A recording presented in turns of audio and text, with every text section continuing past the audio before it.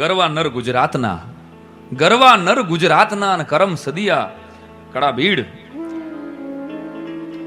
હરવા ભારતની ભીડ, જોરાવર જન્મ્યા ઝવેરાઉત. આજે ખેડાની ખમીરવંતી ધરતીની વાત કરવી છે, કરમસદના કિસાનની વાત કરવી છે. જગત જેને લોખંડી પુરુષ તરીકે ઓળખે છે, સ્ટેચ્યુ ઓફ યુનિટી 182 મીટર ઊંચી જેની પ્રતિમા નર્મદાને કાંઠે વાદળા હારે વાતું કરે છે, એની વાત કરવી છે.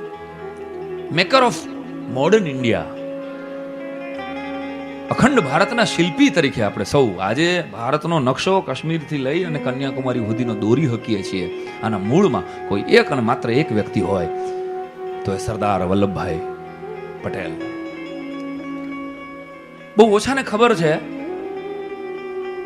અથવા તો એને છૂટક છૂટક પ્રસંગોમાં ગાંધીજીની સાથે રહીને સરદારે આપણે આવડા મોટા દેશને આઝાદ કરાવવા માટે અને ભારતને અખંડ કરવા માટે બહુ જીવનનું મોટું કામ કર્યું અને આખું જીવન આપી દીધું. રાજનીતિની દુનિયાનો સાધુ પુરુષ એટલે સરદાર વલ્લભભાઈ પટેલ. ત્યાગ, સમર્પણ, રાષ્ટ્રભક્તિ અને ચારિત્ર, આ 4 સ્તંભો ઉપર જેને પોતાનું જીવન વિતાવ્યું એ સરદાર પટેલ. બહુ ઓછાને ખબર હોય કે ગળથુથીમાંથી જ સંસ્કાર મળતા હોય તો 1857 નો સ્વાતંત્ર્ય સંગ્રામ, જેમાં મંગલ પાંડે, ઝાંસીની રાણી, તાત્યા ટોપે, અઝીમુલ્લા ખાન, આ બધાએ જે આખા દેશમાં સૌથી પહેલી ચળવળ જે ઉપાડી હતી, કરમસદમાંથી એ ઝાંસીની રાણીના લશ્કરની અંદર એ પોતે જોડાવાની માટે મહેનત કરે અને એ પટેલનું નામ એટલે ઝવેરભાઈ પટેલ. જી હા, આપણા સરદાર વલ્લભભાઈના પૂજ્ય પિતાશ્રી. પોતે બહુ સારા શતરંજના ખેલાડી, ચેસમાં એની સામે ગમે હારી જાય અને એ ઝાંસીની રાણી લક્ષ્મીબાઈની સાથે લશ્કરમાં જોડાય અને એ ઝવેરભાઈ જેની 4 પેઢી આગલી એ વિસ્તારનું, ગામનું, કરમસદનું મુખીપણું ભોગવી ચૂક્યું હોય. એક સમયે દોમદમ સાહેબી હતી ને પછી સમય જતા થોડોક નબળો સમય પણ આવ્યો, પરંતુ હળ મૂકી અને હથિયાર જેને ધારણ કર્યા હતા એ બાપનો દીકરો એટલે સરદાર વલ્લભભાઈ પટેલ. ઘણા મિત્રોને એમ થાય કે આ વ્યક્તિ આવો લોખંડી પુરુષ તરીકે કેવી રીતે બહાર પડ્યો હતો? એના મૂળમાં એના માતા પિતાના સંસ્કારો.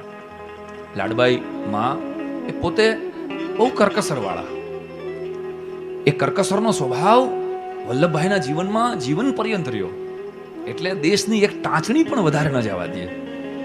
તમને કદાચ અચરજ થશે કે દેશનો નાયબ વડાપ્રધાન જ્યારે પત્ર વ્યવહાર કરતા હોય ઓફિસમાંથી, ત્યારે પહેલા તો ટપાલ ટિકિટનો સમય હતો, હમણાં સુધી આપણે ટપાલ ટિકિટો જોઈ છે, તો ત્યારે દેશના પત્ર વ્યવહાર કરવા માટે એ દેશની ટિકિટ વાપરે અને જ્યારે ઘરની બહાર નીકળ્યા હોય, દિલ્હીમાંથી બહાર નીકળ્યા હોય, ત્યારે પોતાના ગજવામાં, ખાદીના જબ્બામાં એક નાનકડી એવી ટપાલ ટિકિટની ડબ્બી રાખે. જેનું જીવન ચરિત્ર ક્યારેક વાંચવાનો તમને સમય મળે તો આ પ્રસંગ તમને મળશે. એ ટપાલ ટિકિટની ડબ્બી એટલા માટે રાખે કે પોતાના દીકરાને જ્યારે પત્ર લખવાનો હોય, પોતાના ભાણિયા ભત્રીજા કે પારિવારિક પત્ર લખવાનો થાય, ત્યારે દેશની સરકારી ટપાલ ટિકિટ મારાથી ન વપરાય, એના માટે પોતાની ડબ્બીમાંથી ટપાલ ટિકિટ કાઢે અને પોતે દેશનો એક અડધો રૂપિયો, એક પાવલી પણ ખોટી પોતાના માટે ન વાપરે. આને કહેવાય સરદાર પટેલ. તો એ વલ્લભભાઈ પટેલની મારે તમારે વાત કરવી છે. પત્ની લાડબાઈ અને ઝવેરભાઈ સાથેનું જીવન ચરિત્ર, બહુ સરસ રીતેનું દાંપત્ય જીવન, અને એમાં એમને સંસાર માંડે એટલે 5 દીકરા અને 1 દીકરી, અને એમાં વચેટિયા એટલે વલ્લભભાઈ. આમ તો વચમાં બરાબર આવ્યા ને એટલે મધ્યમ માર્ગી, પેલા માથાકૂટ ન કરે અને પછી થાય તો મૂકે નહીં, પેલા સમજાવટથી વાત કરે કે ભાઈ તમે માની જાઓ, અને પછી તો કે ડખો થાય તો હાલો. તો પોતાના મોસાળ નડિયાદમાં વલ્લભભાઈનો જન્મ થાય. એ બાળક વલ્લભભાઈ પોતાના મામા ડુંગરભાઈને ઘરે રહીને ભણે, અને ત્યારે તો ઇંગ્લિશમાં ભણવાનો બહુ માધ્યમ હતું. ઓહો, ઇંગ્લિશ મીડિયમની સ્કૂલમાં, અંગ્રેજોની બનાવેલી સ્કૂલોમાં ભણવાનો આમ આખું, અને લીડરશિપ ત્યારથી એ બાળક હતા ત્યારથી એની અંદર આવી. અન્યાય સામે પ્રતિકાર કરવાનું તો એના બાળપણમાં, કારણ કે પોતાના બાપુજી પાસેથી 1857 ની વાતો સાંભળેલી હોય જે બાળકે, એટલે ગળથુથીમાંથી રાષ્ટ્રભક્તિના સંસ્કાર લઈને નીકળેલો હોય, એ માણસ નું સ્ટેચ્યુ ઓફ યુનિટી એનું સ્ટેચ્યુ બને અને જે વાદળારે વાતું કરે. મારા વાલા, એમને નથી થઈ જવાતું. કોઈ મોલમાં દેશભક્તિ મળતી નથી, સાદગી કોઈ દુકાનેથી ન લઈ શકાય, એ ઇનબિલ્ટ એના જીન્સમાં હતું. એ લાડબાઈ માની કરકસર અને ઝવેરભાઈની રાષ્ટ્ર પ્રીતિનો બરાબર ત્રિવેણી સંગમ એટલે સરદાર. પરંતુ 1893માં ગણા નામનું નાનકડું ગામ, અને એ ગામમાંથી ઝવેરબેનનું માગું આવે. 13 વર્ષના ઝવેરબેન અને 18 વર્ષના વલ્લભભાઈ, અને બંનેના લગ્ન થાય. પછી સાવ અભણ હતા ઝવેરબેન, અને આ તો બેરિસ્ટર ભણેલો, ઇંગ્લેન્ડની અંદર ભણેલો વલ્લભભાઈ. પરંતુ 16 વર્ષ સુધી બેયનું દાંપત્ય જીવન સરસ મજાનું ચાલ્યું. અને 16 વર્ષમાં હું કહું કે 8 વર્ષ તો પોતાનો ધણી ભણે છે, એટલે 8 વર્ષ તો ઝવેરબેન પોતાના પિયર ગણા રહ્યા છે. 8 વર્ષ પછી સહજીવન, એટલે આમ ગણો તો સરદાર વલ્લભભાઈ પટેલનું અને ઝવેરબેનનું જીવન એ 8 જ વર્ષનું પ્રસન્ન દાંપત્ય જીવન હતું. પણ એ હું ઝવેરબેનને યાદ કરું એટલે મને યાદ આવે કે જેમ રામાયણની ઉર્મિલા હતી, એ ઉપેક્ષિત પાત્ર છે રામાયણની ઉર્મિલા, ક્યાંય તમને કાંઈ સાંભળવા નહીં મળે. લક્ષ્મણે લઈ લીધી પ્રતિજ્ઞા, હું મારા ભાઈ સાથે નીકળું છું. ઉર્મિલાનો તો કાંઈ વાંક જ નહોતો. પણ આપણા પૂજ્ય કથાકારો એમ કહે છે કે જેમ લક્ષ્મણ 14 વર્ષ સૂતો નથી, એમ ઉર્મિલાએ 14 વર્ષ સુધી નિંદર નથી કરી. તો એવું પાત્ર એટલે ઝવેરબેન કે જે ઉપેક્ષિત છે. આમ તમે જુઓ ને તો એના માટેનો જાહેરમાં કોઈ પ્રેમ કે કોઈ સંવેદન પણ વલ્લભભાઈ રજૂ નથી કરતા, અને કોઈ અણગમો પણ જાહેરમાં નથી રજૂ કરતા. બહુ ક્યાંય એના વાદ વિવાદ થયા હોય, એને વચ્ચે ઝઘડા થયા હોય, આવો ક્યાંય એના કોઈના પણ જીવન ચરિત્રમાં ઉલ્લેખ નથી. એટલે એક અભણ બાઈને એક ભણેલ ગણેલ પુરુષ સાથે જીવન જીવતા બહુ, એટલે આપણા વડીલો, આપણા વડવાઓ ભલે ભણેલા નહોતા, પણ એને જીવનના ક્લાસ ક્યાંય કરેલા નહોતા. એને કોઈ મોટિવેશનલ ટ્રેનરની જરૂર નથી. ફરીને કહું છું, એટલે એ 8 વર્ષની અંદર 2 સંતાનો, એક ડાયાભાઈ, 3 વર્ષનો ડાયાભાઈ અને 7 વર્ષની મણિબેનને મૂકી. અને એ મણિબેન 1909ની અંદર કામા હોસ્પિટલ મુંબઈની અંદર આંતરડાની તકલીફ, આંતરડાની ગાંઠ, અને એનું ઓપરેશન કરતા ચાલુ ઓપરેશને અવસાન પામે. અને લોખંડી પુરુષ ત્યારે તો બેરિસ્ટર થવા માટે વિઠ્ઠલભાઈ અને વલ્લભભાઈ, વિઠ્ઠલભાઈને ઓછા ઓળખીએ છીએ આપણે. ક્યારેક ગાંધીનગર જઈએ અને વિઠ્ઠલભાઈ વિધાનસભા ગૃહ જોઈએ ને, ત્યારે ઘણાને એમ જ થાય છે કે વિઠ્ઠલભાઈ શું કામ છે, વલ્લભભાઈ ન હોવું જોઈએ. એટલે અત્યારે આપણે કહેવું પડે કે ભાઈ તો તમે વિઠ્ઠલભાઈને ઓળખતા જ નહીં.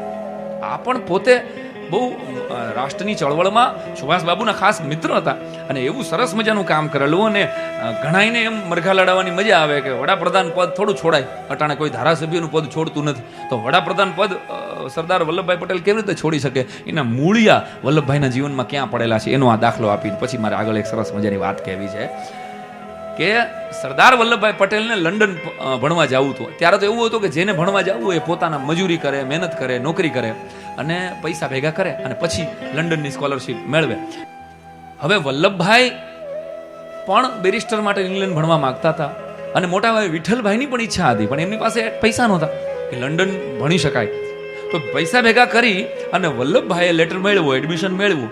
લેટર આવ્યો ઘરે કરમસદમાં, એટલે સ્વાભાવિક છે કે વિઠ્ઠલભાઈ ઝવેરભાઈ પટેલ એટલે પણ VZ પટેલ થાય, અને વલ્લભભાઈ ઝવેરભાઈ પટેલ એટલે VZ પટેલ જ થાય.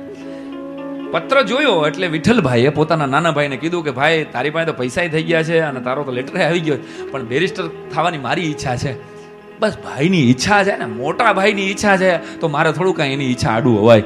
પોતે પૈસા ભરેલા હોવા છતાંય એને એ લેટર આપીને કીધું કે ભાઈ આમાં VZ પટેલમાં ફોરેન વાળાને ખબર નહીં પડે, મારા બદલે તમે ભણી આવો.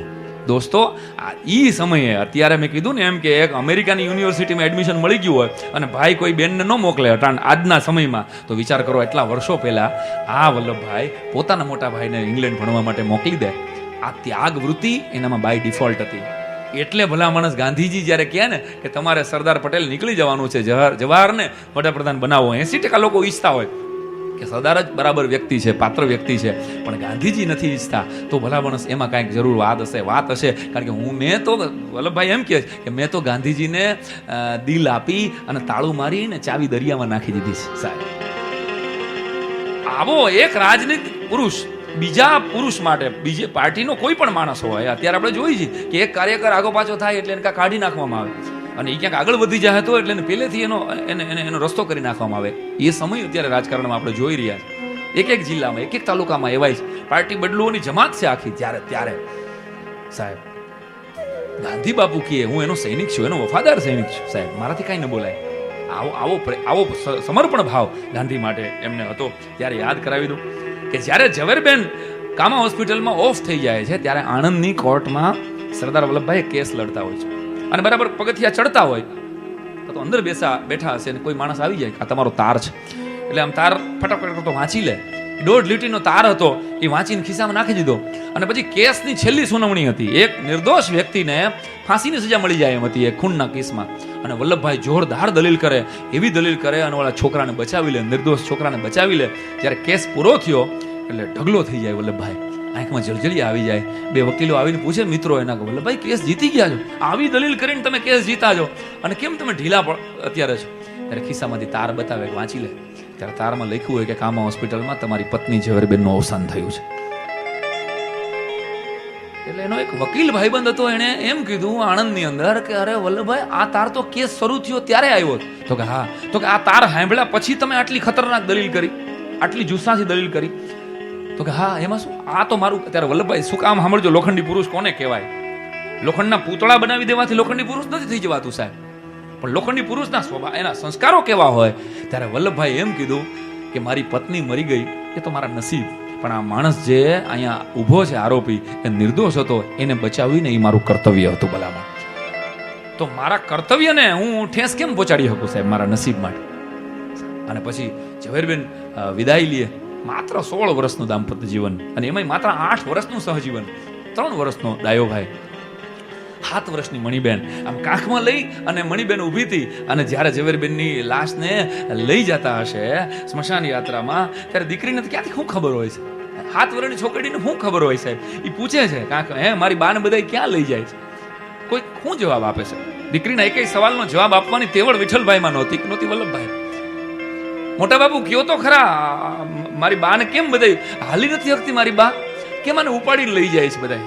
હા હે બાપુજી કયો તો ખરા, કેમ બાને લાલ કપડા પહેરાવ્યા છે? કાંઈ લગ્ન પ્રસંગ તો છે નહીં. મારી બા ક્યારે આવશે? સવાલના જવાબ નહોતા વિઠ્ઠલભાઈ પાસે, નહોતા વલ્લભભાઈ પાસે.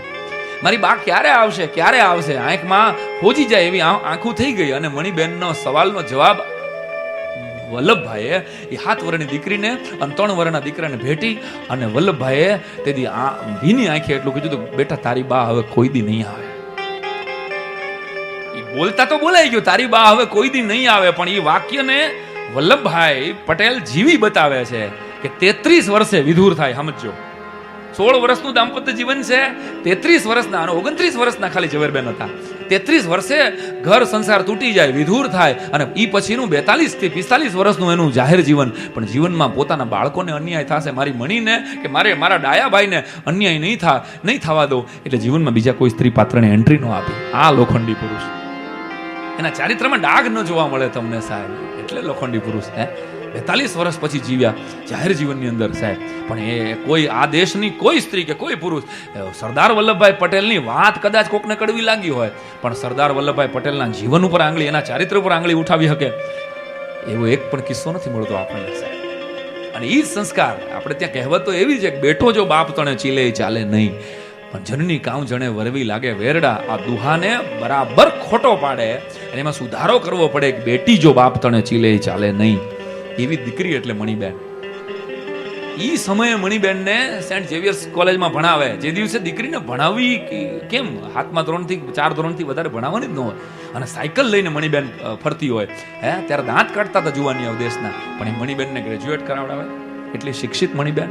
અને સાહેબ મણીબેન જેવો ત્યાગ ભારતના 10,000 વર્ષના ઇતિહાસમાં જોઈ લો. તમે કોઈ પણ ગ્રંથો વાંચી લો, તમને દીકરા મળશે ડેડિકેટેડ, બાપના નામે, બાપનો વ્યવસાય આગળ વધારનારા, બાપની કલાને, બાપના ધંધાને આગળ વધારનારા, બાપનું નામ રોશન કરનારા 1000 દીકરા મળશે. પણ બાપના નામ પાછળ પોતાનું જીવન અર્પણ કરનારી ત્યાગની મૂર્તિ જેવી મણીબેન જેવી દીકરી તમને નહીં મળે સાહેબ. એ મણીબેન, એને ખબર હતી કે મારા બાપના જીવનમાંથી મારી મા વહી ગઈ છે. 33 વર્ષે મારી માએ વિદાય લીધી છે, પછી મારા બાપના જીવનમાં કોઈ સ્ત્રી નથી. ત્યારે એને એમ થયું કે મારો બાપ આ દેશ માટે નીકળ્યો છે.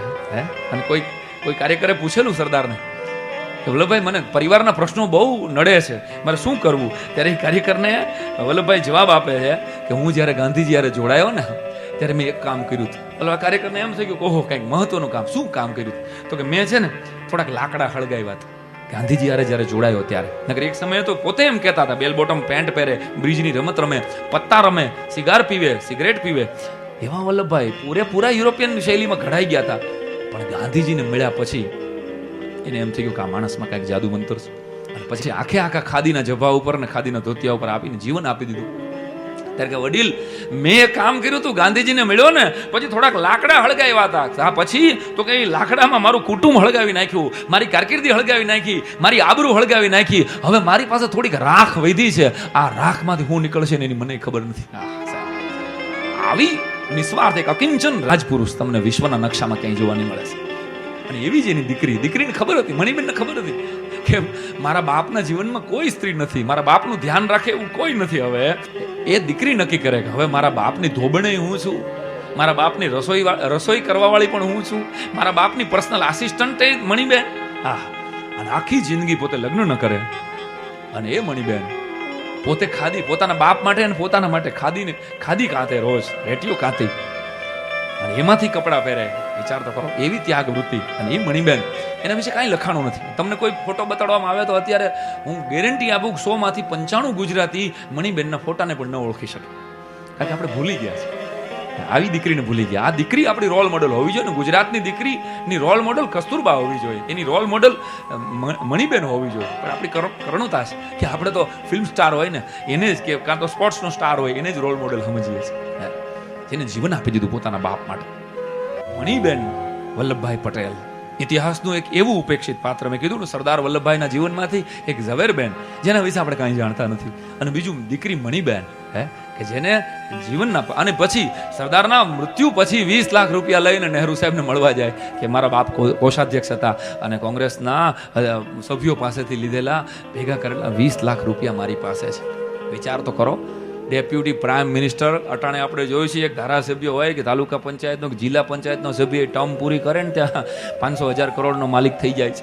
અને ડેપ્યુટી પ્રાઇમ મિનિસ્ટરની દીકરી બાપના મૃત્યુ પછી એ વારસાને જીવતી રાખે કે આ 20 લાખ રૂપિયા દેશના છે, મારા નથી. ત્યારે ખુદ નહેરુને એમ થાય કે કોંગ્રેસ પાસે 20 લાખ રૂપિયા હશે, એ તો વિચારમાં નથી આવતું.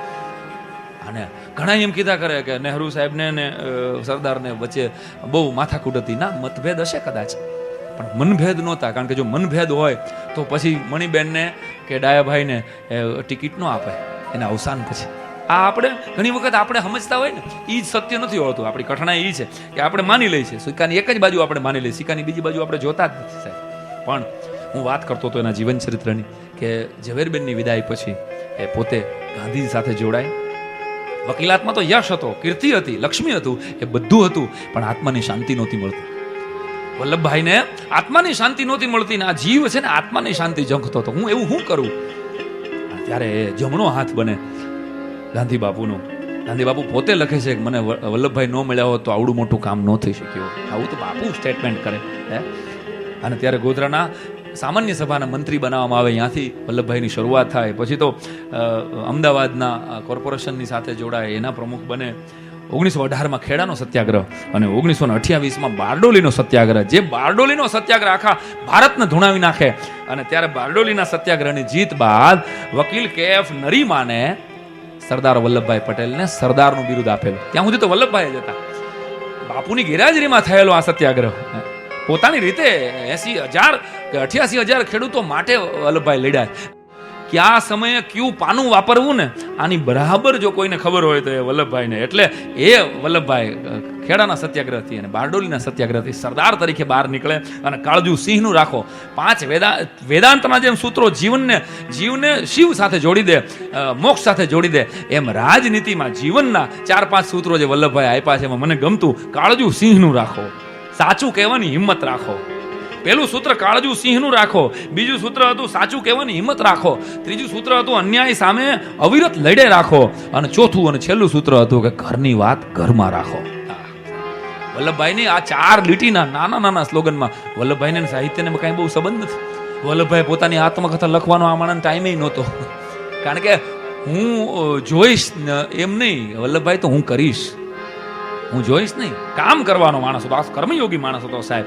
એટલે અબજસ પોતે લે અને જેટલો જશ મળે એટલો ગાંધીજીને આપી દે. એનું નામ સરદાર વલ્લભભાઈ પટેલ. નકર અંગ્રેજો તો ગોબરાણ વાળું દેશ આપી ગયા હતા. અંગ્રેજોને પૂરેપૂરો ભરોસો હતો 562 રજવાડા કોઈ દી ભેગા થાય જ નહીં, અને આ બધા અંદરો અંદર લડી મળશે, અને આમાં પાછું આ લોકો ભારત બ્રિટિશરોને આપવા આવશે. આવું થાય એવી અપેક્ષા સાથે એને રાજાઓને છૂટમાં રાખ્યા હતા. ત્યારે સરદાર વલ્લભભાઈને સલામ કરતા કરતા એના જન્મદિવસ ઉપર એ 562 રજવાડાઓને પણ સલામ એટલી જ કરવી પડે કે અટાણે કોઈ ખુરશી ખાલી નથી કરતું સાહેબ. એક સીટ ખાલી ન કરે, કોર્પોરેશનની ટિકિટ આપી હોય અને બીજી વાર રિપીટ ન થાય એટલે હામો બેઠો હોય. એવો સમય અત્યારે છે. ત્યારે એ રાજાઓએ પોતાના રાજ છોડ્યા. એને વલ્લભભાઈ ઉપર ભરોસો હતો કે આ અમને અન્યાય નહીં થવા દેશે, પણ ઘણા બધા આળ એને સ્વીકારવા પડ્યા. 44 વર્ષ સુધી ભારત રત્ન એવોર્ડ માટે મર્યા પછી એને રાહ જોવી પડે. એનું તેલ ચિત્ર સંસદમાં લાગે એના માટે એને અટલ બિહારી વાજપેયીની સરકાર સુધી રાહ જોવી પડે. સમજાય તો હે. અને ગાંધીજીની હત્યા થઈ ત્યારે પણ છાપાઓએ ભરી ભરીને લખ્યું હતું કે દેશના ગૃહમંત્રીએ ગાંધીજીની સલામતીમાં ધ્યાન ન રાખ્યું. એટલે સાહેબ પોતાનો બાપ જેને માનતો હોય, જેને જે એમ કે તમારે નથી અહીં ઊભું નથી રહેવાનું, અહીં બોલવાનું નથી, શબ્દ શ જેની આજ્ઞાને માન્યો હોય એવા વ્યક્તિની હત્યાનો આરોપ પણ પોતાના ઉપર આવે ત્યારે 2 આહુડા પાડી લઈને 2-3 મહિનામાં જ હાર્ટ એટેક આવી જાય. આંતરડાના રોગથી એવા પીડાય કે પછી એમાં ઊભા જ ન થાય સાહેબ. આ સરદારને આપણે કદાચ ઓળખતા જ નથી કે 1932ની જેલવાસમાં પોતાની માં અવસાન પામે, પોતે જેલમાં હોય, અને 1933માં વિઠ્ઠલભાઈ એનો હગો મોટો ભાઈ સાહેબ અવસાન પામે ત્યારે વિનંતી કરે કે મને એની અંત્યેષ્ટિમાં તો જવા દો, અંતિમ વિધિમાં તો જવા દો. અંગ્રેજો તો બહુ હોશિયાર હતા. એને નક્કી કર્યું કે વલ્લભભાઈને અટાણે પોતાની માં અને પોતાના મોટા ભાઈ માટે જ આવું જ છે. એટલે એક શરતોનું લિસ્ટ કર્યું કે જો તમે હવે દેશની ચળવળમાં, આઝાદીની સ્વતંત્રતાની ચળવળમાં ભાગ ન લ્યો તો તમને તમારી બાની અંતિમ વિધિમાં જવા દઈ. સાંભળજો. અને કાગળીઓ વાંચીને મરક દાંત કાઢ્યો ને યા ફાડી નાખ્યો કે અરે દેશ હવે હગી માં વહી ગઈ છે પણ ભારત માનો છેડો થોડો મૂકી શકાય મારાથી. ભલા મારી હગી માં મરી ગઈ છે, મુબારક, એને ભગવાન આત્મા એને સ્વર્ગ આપશે, ઈશ્વર એને સ્વર્ગ આપી દેશે, પણ મારી માં મરી ગઈ છે, પણ એક માં મારી જીવે છે, હજી એને હાંકળોમાં બંધાયેલી છે, એને મારે આઝાદ કરવી પડે. આ વલ્લભભાઈ જેલમાં પોતાના હગા મોટા ભાઈ માટે પ્રાર્થના કરે. એની અંતિમ વિધિમાં હરામખોર અંગ્રેજોએ જવા નથી દીધા સાહેબ. એટલે યાદ રાખવું કે સરદાર એ ગાંધીના આંધળા અનુયાયી નહોતા પણ ક્રાંતિકારી અનુયાયી હતા. બાપુ એવું કહે છે કે હું દુશ્મનના ખોળે માથું મૂકીને સૂઈ શકું, પણ સરદાર કોને કહેવાય એક જ લીટીમાં કહું તો જ્યાં સુધી દુશ્મન જીવતો હોય ત્યાં સુધી હુવે નહીં, એનું નામ સરદાર ભલામણ. દુશ્મન જીવે છે ત્યાં સુધી, અને એટલે અને દુશ્મનનું પણ દિલ જીતી લે એનું નામ સરદાર. ફરીને આ કેવી રીતે દુશ્મનનું દિલ કેવી રીતે જીતી શકાય? તો એનો દાખલો આપું. 562 રજવાડાઓને વિનંતી કરીને જ્યારે એને કીધું, બહુ સમજ્યા, ત્યારે બધા રજવાડાઓને ભરોસો હતો કે વલ્લભભાઈ અમારો અન્યાય નહીં થવા દે. જુનાગઢ આજે આપણા નકશામાં છે, બનાસકાંઠા આજે આપણા નકશામાં છે, કે હૈદરાબાદનો ઇસ્યુ તો બહુ ગંભીર થઈ ગયો. તો 561 રજવાડા ભેગા થઈ ગયા. આપણે હૈદરાબાદનો નિઝામ ઉસ્માન અલી ખાન માનવા તૈયાર નહોતો, ત્યારે એને જે ભાષામાં સમજે એ ભાષામાં સમજાવી અને હૈદરાબાદ લીધું હતું ભારતની અંદર. પછીની વાત કરું કે દુશ્મનના કાળજા કેવી રીતે જીતેલા છે, કે સરદારનું અવસાન થાય ને પછી આ હૈદરાબાદનો નિઝામ ઉસ્માન અલી ખાન નડિયાદ આવે અને નડિયાદમાં વિદ્યાર્થીઓ અને દીકરીઓની હોસ્ટેલ માટે ₹1 લાખનું દાન આપતો જાય સરદાર વલ્લભભાઈ પટેલ. કારણ કે જાણતા હતા કે આ માણસ દેશ માટે. એ રાજાઓને પણ સલામ કરું છું કે જેને રજવાડા આપ્યા, નાના 212 રજવાડા તો કાઠિયાવાડમાં, એ બધાએ રાજ આપ્યા. શું કામ? કે દેશ ભેગો થઈ રહ્યો છે. તો આજે દેશ માટે અમે અમારું બધું આપવા તૈયાર છીએ સાહેબ. ત્યારે સ્ટેચ્યુ ઓફ યુનિટીની પ્રતિમા પણ ટૂંકી પડે ને એવું જીવન વલ્લભભાઈએ જીવ્યા છે સાહેબ. અને કહેવા દો, એટલે સરદાર વલ્લભભાઈ પટેલના જીવન ચરિત્રને કદાચ વાંચો ન વાંચો, પણ એટલું તો હું 100% કહું કે એના જીવનને કોઈ કોમવાદના કપડાં ન પહેરાવો ને એ જ સરદાર પટેલને આપેલી સૌથી મોટી શ્રદ્ધાંજલિ છે. કારણ કે એને તમે કોઈ કોમના માનતા હો ત્યાં સુધી તમારો દાખલો ખોટો છે, તમારી રકમ જ ખોટી છે સાહેબ. કારણ કે આ તો રાષ્ટ્રનું રતન હતા સાહેબ. સરદારની જયંતિ ઉજવવા માટે એના સ્ટેચ્યુને ફૂલહાર કરો, એની પ્રતિમાની પૂજા કરવા કરતા, એ તો કરવી જ જોઈએ આપણે બધાએ, પણ પ્રતિમાની પૂજા કરવા કરતા એની પ્રતિભાની જો પૂજા કરો. સરદાર જે સાદગીથી જીવા, જે રાષ્ટ્રભક્તિથી જીવા, જે દ્રઢ નિશ્ચયોથી જીવા અને રાષ્ટ્ર માટે જીવા, બસ આવું જીવન તમે જીવી શકો ને એનો 10મો ભાગે તો સરદાર એમને ઉપરથી બેઠો રાજી થાય. બાકી મારું એવું માનવું છે કે સરદારનો વંશજ એની કોઈ કોમનો વ્યક્તિ ન હોઈ શકે સાહેબ, પણ તમે જ્યારે સરદારોએ ઝઘડા સોલ્વ કરાવ્યા છે, સરદારોએ ભેગા કરવાનું કામ કર્યું છે. 562 રજવાડાથી ભારતને અખંડ બનાવ્યું. ઇટ મીન્સ કે 2 સરપંચ વચ્ચે ઝઘડો હોય, 2 ભાઈઓ વચ્ચે ઝઘડો હોય, 2 ગામ વચ્ચે, 2 રાજ્યો વચ્ચે, 2 દેશ વચ્ચે ઝઘડો હોય, 2 મિત્રોનો ઝઘડો હોય, કોઈ સોલ્વ કરાવો ને તમે ત્યારે સમજી લેજો કે તમારી સરદાર પટેલની જયંતિ ઉજવાઈ ગઈ. મારા બાપ, તમે જ્યારે કોઈને જોડો છો સમાજ સાથે, દેશ સાથે, પ્રવાહ સાથે, ત્યારે તમારી સરદાર પટેલ જયંતિ ઉજવાઈ જાય છે સાહેબ.